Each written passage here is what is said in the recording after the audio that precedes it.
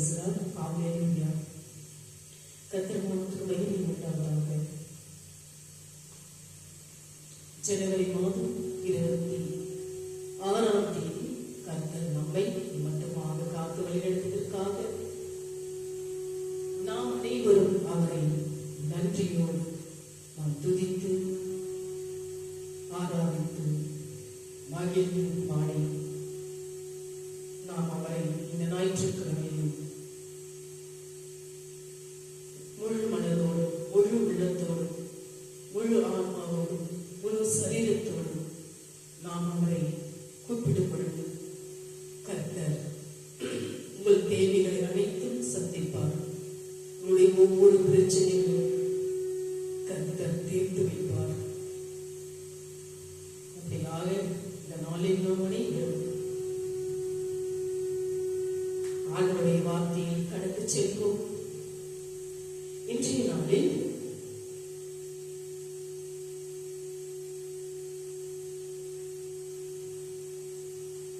நான் உங்களுக்கு வார்த்தைகளை கொடுப்பது யோபு 22ஆம் அதிகாரம் 23ஆம் வசனம். நீ சர்வ வல்லவரிடத்தில் மனம் திரும்பினால் திரும்ப கட்டப்படுவேன். அக்கிரமத்தை உமது கூடாரத்திற்கு தூரமாக்குவேன். நாம் வாழ்வில் இழந்து போன அனைத்தையும் மறுபடியும் துவங்குவதற்குரிய புதிய வாய்ப்புகளை தேவன் நமக்காக வைத்திருக்கிறார்.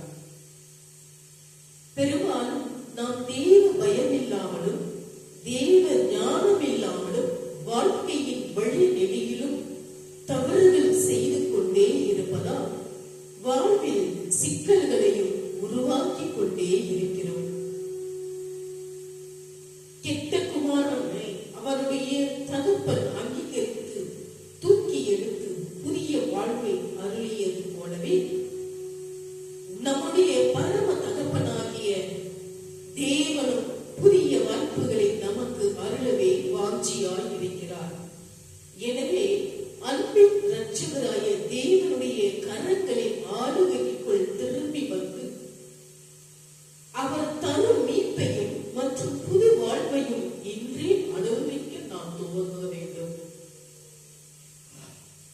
அப்படியாக நாம் ஆண்டவரே இந்த நேரத்தில் நாம் அவரை கூப்பிடுவோம். அன்புள்ள ஆண்டவரே, நான் உமது வீட்டில் உமது ஆளுகைக்கும் இன்று திரும்பி வருகிறேன். நீர் என்னை முழுமையான மீட்பிற்குள்ளும் ஆசீர்வாதத்திற்குள்ளும் கொண்டு வருவீர் என்பதை உணர்ந்து உமது அன்பையும் அரவணைப்பையும் அனுபவிக்க விரும்புகிறேன். இப்படியாக நாம் அனைவரும் ஆண்டவருடைய சன்னிதானத்தில் ஒருமனப்பட்டு ஆண்டவரை நோக்கி நாம் உள்ளத்தினாலத்திலிருந்து அவரை நாம் கூப்பிடும் பொழுது கர்த்தர் உங்களையும் என்னையும் ஆசீர்வதிக்க நமக்கு முன்பே காத்துக் கொண்டிருக்கின்றார். அப்படியாக நாம் என்ன செய்ய வேண்டும்? உள்ளத்தின் ஆழத்திலிருந்து அவரை நாம் கூப்பிட வேண்டும். இப்பொழுது நாம் நன்றியோடு அவரை நாம் துதித்து பாடுவோம்.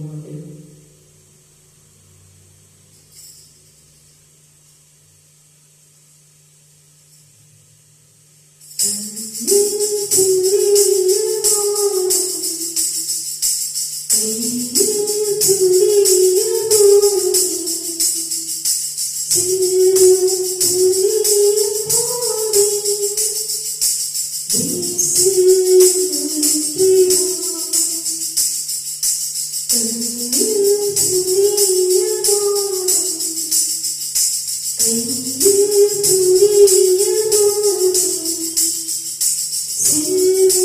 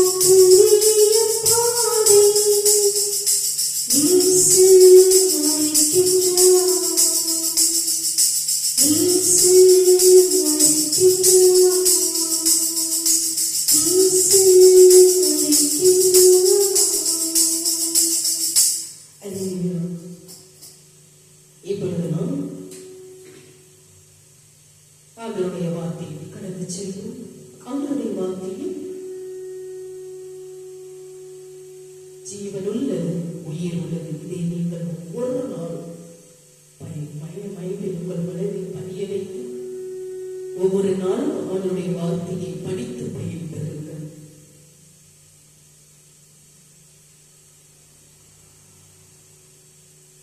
இன்றைய நாளில்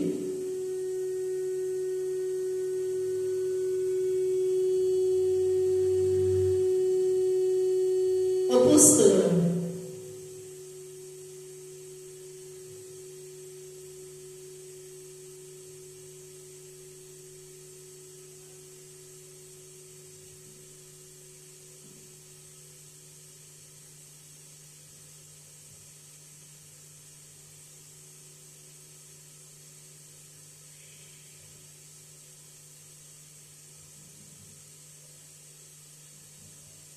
அப்போஸ்தலரான பவுலடியார் எழுதிய 23ஆம் அதிகாரம் 28ஆம் வசனம்.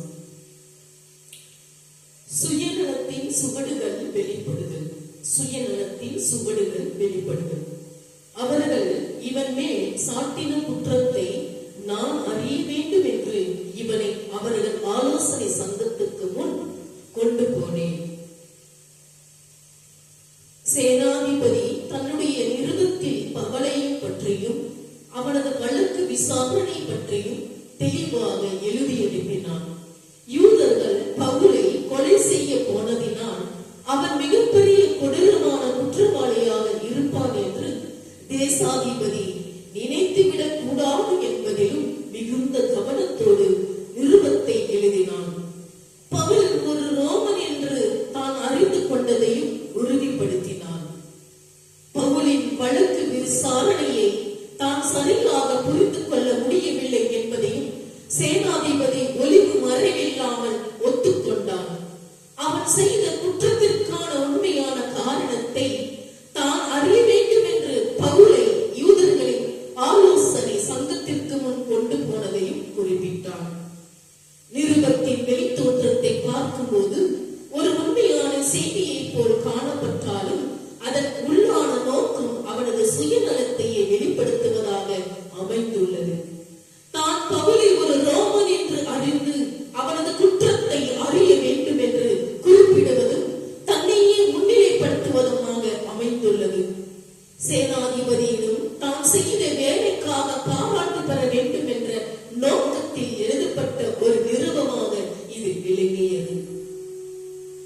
நான் எனக்கு என்னுடைய என தனக்கே முன்னுரிமை அளிக்கும் உலகில் நாம் வாழ்ந்து கொண்டிருக்கின்றோம். பிரியமானவர்களே, மற்றவர்களை பற்றியோ அவர்களது நலன்களை பற்றியோ நினைப்பதும் சிந்திப்பதும் மிகவும் கடினமாக உள்ளது. நாம் நமக்காக எதையாவது விரும்பும் போது சுயநலத்துடன் செயல்படுவது உண்மையான நிலையாகும். மற்றவர்கள் நலனில் நாம் அக்கறை கொண்டு செயல்படும் போது நாம் விரும்புவதை பெறுவதை தடுக்கலாம். சுயநலமாய் வாழ்வது என்பது நாம் விரும்பிய விதமாய் வாழ்வது அல்ல, மற்றவர்களை நாம் விரும்பிய விதமாய் உபயோகப்படுத்துவதுதான் சுயநல மனப்பான்மை. துரு போன்றது, நம்மை அழுத்திவிடும் தண்டனையுமாய் இருக்கிறது. அநேக நேரங்களில் நமது சுயநலமான தீர்மானங்கள் நமக்கு தடையாய் நிற்க நாமே இடமளித்து விடுகிறோம். நம்மை நம்பி தேவன் தந்த பொறுப்புகளை நிறைவேற்ற பிரயாசப்படுவதற்கு பதிலாக சுயநலமாகவே சிந்தித்து நம்மை பாதுகாத்துக் கொள்ள முயலுகிறோம். ஆதாமும் ஏவாளும் சுயநலமாக நடந்து கொண்டார்கள். தேவனை போலாக வேண்டும் என்ற ஆசையில் ஏவாள் சுயநலமாக செயல்பட்டாள். ஏவாளை பிரியப்படுத்த வேண்டும் என்ற ஆசையில் ஆதாமும் சுயநலமாக நடந்து கொண்டார். நீங்கள் படித்து பாருங்கள். ஆதியாகமம் 3ஆம் அதிகாரம் 5-6 நீங்கள் பதித்து பாருங்கள். அது முதற்கொண்டு சுயநலமாக நடந்து கொள்ள மக்களை சாத்தான் விடாமல் தூண்டி வருகிறார். நமக்குள் சுயநலத்தின் சுவடுகள் இருக்கிறதா என்பதை கண்டறிய தேவனுடைய வார்த்தையை கவனமாய் படித்து தியானித்து கீழ்ப்படிய வேண்டும் என்று கர்த்தர் விரும்புகிறார். மனிதன் தன்னை மையப்படுத்தும் தன்மையினால் அவன் தாழ்மையை பெரிதாக மதிப்பதில்லை. வேத வசனம் கூறும் தேவனை மையமாக கொண்ட மனித இனத்தின் கருத்தும் ரட்சிப்பும் தாழ்மைக்கு அதிக முக்கியத்துவத்தை கொடுக்கிறது. தாழ்மையாய் இருத்தல் என்பது நாம் நம்முடைய பலவீனங்களை அறிந்து உணர்ந்திருப்பதுடன் தேவனுக்கும் மற்றவர்களுக்கும் முக்கியத்துவம் கொடுக்க முந்திக் கொள்வதாகும்.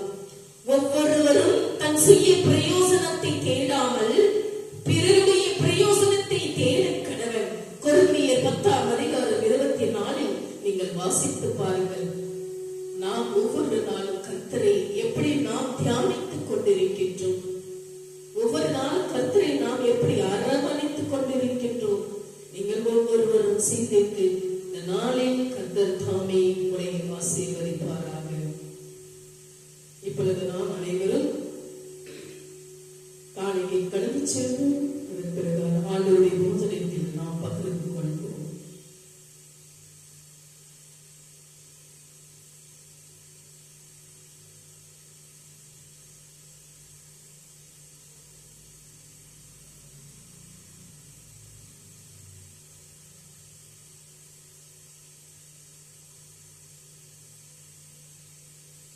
நம் காணிக்கை பாடல்களை பாடி ஆண்டவரை துதிப்போமாக.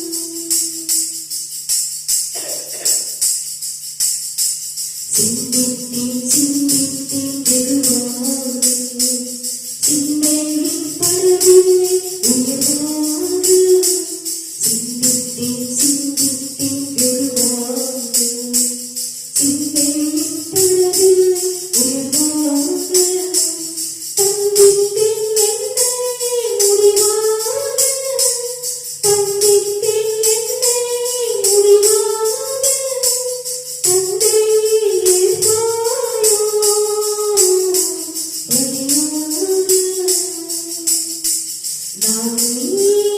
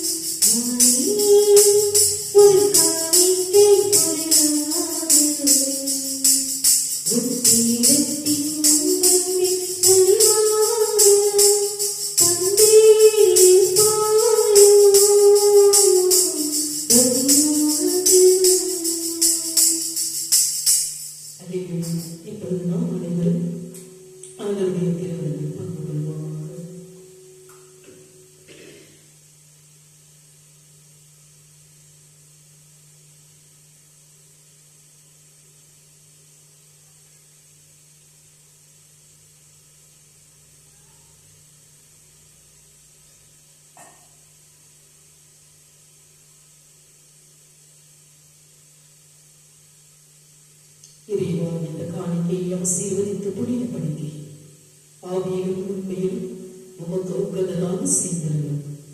இவ்வாறு நம்முடைய அன்பு திறவுகள் எங்கள் ஆண்டவரமான இயேசு கிறிஸ்துவின் திருவுடலாகவும் இரத்தமாகவும் இக்காணிக்கை மாறுவதாக. அவர் தாம் பகல் விடுவதற்கு முந்தின நாள் வணக்கத்துக்குரிய தம் திருக்கைகளில் அப்பத்தை எடுத்து வானோக்கி கண்களை உயர்த்தி எல்லாம் வல்ல இறைவனும் தம் தந்தையும் ஆகிய உமக்கு நன்றி செலுத்தி வாழ்த்துரைத்து அப்பத்தை பிட்டு தம் சீடர்களுக்கு அளித்து அவர் கூறியதாவது: அனைவரும் இதை வாங்கி உண்ணுங்கள், ஏனெனில் இது உங்களுக்காக கையளிக்கப்படும் என் உடல் என்றார்.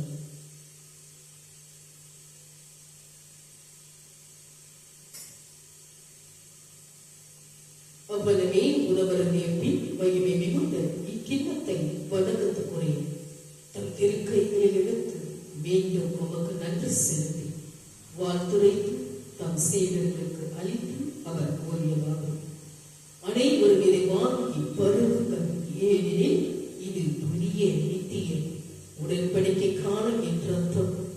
இது பகல் மன்னிப்பெற்று உங்களுக்காகவும் எல்லாருக்காகவும் சித்தப்படும். இதை என் நினைவாக செய்யுங்கள் என்றார். நாம் அனைவரும் ஆண்டவருடைய உடலை விருப்பத்தையும் ஒருமனப்பட்டு பகிர்ந்து கொள்வோமாக.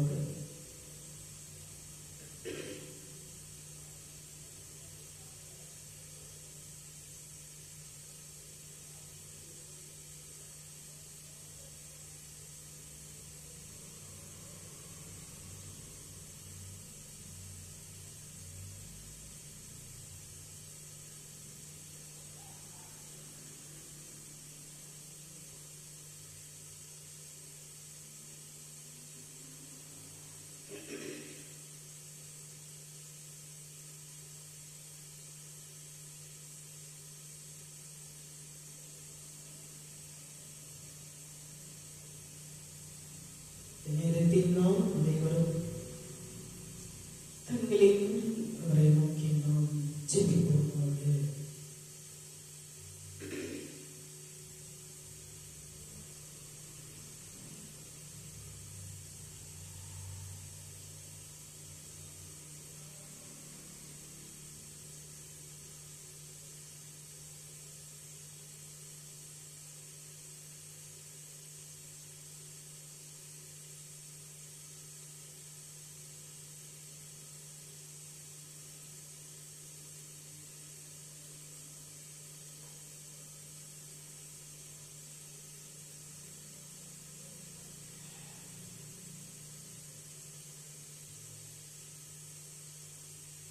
கிருபையுள்ள அன்பின் பிதாவே, நீர் சமாதான பிரபுவாக பிறந்ததால் இந்த ஞாயிற்றுக்கிழமை காலையில் உம்மால் மட்டுமே கொடுக்கக்கூடிய சமாதானத்தை நாங்கள் நாடுகிறோம்.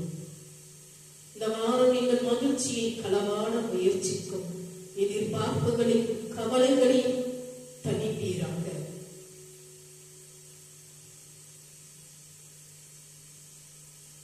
நம்பிக்கையால் எங்களை நிரப்பி வாரத்தில் வேலைகளை சரிவர செய்யும் பொறுமையை எங்களுக்கு தருகிறார். குழப்பங்களுக்கு மத்தியில் அமைதியையும் சிந்திக்கும் தருணங்களையும் கண்டறிய எங்களுக்கு உதவும். தேவனாகிய பிதாவே, உமது வேலையில் எல்லாவற்றையும் அழகாக்கியதற்காக நன்றி. நீர் தாமதம் செய்கிறீர் என்று நாங்கள் அடிக்கடி நினைக்கிறோம். ஆனால் நீர் சரியான நேரத்தில் வருகிறீர் என்பதையும் நீர் எப்போதும் கட்டுப்பாட்டில் வைத்திருப்பதையும் நாங்கள் அறிவோம். சபைக்கு உதவுவதற்காக சரியான நேரத்தில் சவுலின் மாற்றத்தை பற்றியும் ஜனங்கள் பயப்பட்ட சவுலை சரியான நேரத்தில் சந்திக்கும்படி அனனியாவுக்கு அறிவுறுத்தினதையில் நாங்கள் படித்த அப்போஸ்தலர் புஸ்தகத்தில் இந்த உண்மையை நீர் எங்களுக்கு தெரியப்படுத்துகிறீர். அன்பின் தேவனே, நேசிப்பவர்களுடைய நன்மைக்காகவும் அவருடைய நோக்கத்தின்படி அழைக்கப்பட்டவர்களுடைய நன்மைக்காகவும் எல்லாமே ஒன்றாக செயல்படுவதை புரிந்து கொள்ள எப்போதும் எங்களுக்கு உதவும். இயேசுவின் நாமத்தினால் ஜெபிக்கிறோம் எங்கள் ஜீவனுள்ள நல்ல பிதாவே, ஆமென்.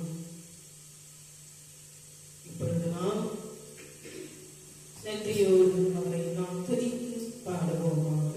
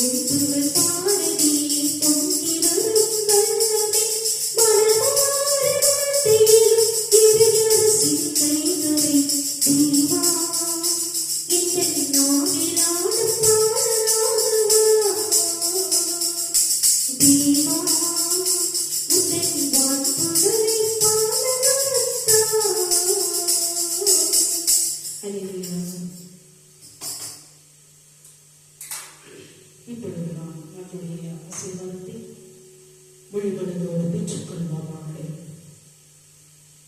என் ஆத்துமாவே கர்த்தரை ஸ்தோத்திரி, என் முழு உள்ளமே அவருடைய பரிசுத்த நாமத்தை ஸ்தோத்திரி.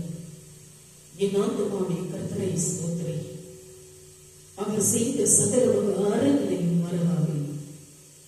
நம்முடைய ஒரு தலைவருக்கு ஒரு ஆசீர்வாதத்தை பெற்றுக்கொள்வோமாக. நம்முடைய ஆண்டவராகிய இயேசு கிறிஸ்துவின் கிருபையும் பிதாவினுடைய அன்பும் பரிசுத்த ஆவியினுடைய அந்யோன்ய ஐக்கியமும் நம்மோடு நம்முடைய குடும்பத்தோடும் யாரெல்லாம் இந்த யூடியூப் சேனலை பார்த்து கொண்டிருக்கின்றார்களோ ஆண்டவருடைய வெளிச்சமானது உங்கள் மேல் பிரகாசம் தக்கதாகவும் ஆண்டவர் வரும் மட்டும் உங்கள் மேல் சந்தோஷம் சமாதானம் என்று என்றென்றும் நிலைத்திருப்பதாக. ஆமென். May God bless you. ஆண்டவர் உங்களை ஒவ்வொருவரையும் ஆசீர்வதிப்பாராக. ஆமென். இன்றைய நாள் ஜனவரி மாதம் 26ஆம் தேதி நம்முடைய குடியரசு தினமான இந்த நாளில் இந்தியாவில் முழுவதும் இந்த குடியரசு தின விழாவை கொண்டாட நாம் அனைவரும் மகிழ்ச்சியோடு கொண்டாடுவோமாக. Happy republic day. May God bless you.